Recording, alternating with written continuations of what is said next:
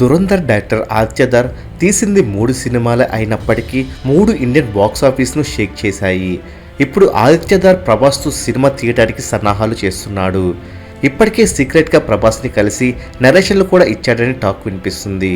మరి మాకు అందుతున్న తాజా సమాచారం ప్రకారం అస్సాం చీఫ్ మినిస్టర్ డైరెక్టర్ ఆదిత్యధర్కు మన భారతదేశ యోధుడైన మొఘలులను ఎదుర్కొన్న లచిత్ బర్ఫుఖాన్ బయోపిక్ ప్రభాస్తో తీయాలని సలహా ఇచ్చాడట.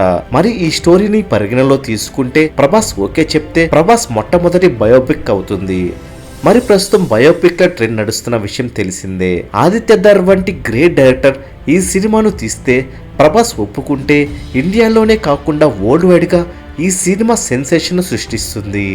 మరి ఈ సినిమా సెట్ అవుతే బాగుంటుందా లేదా కామెంట్ చేయండి.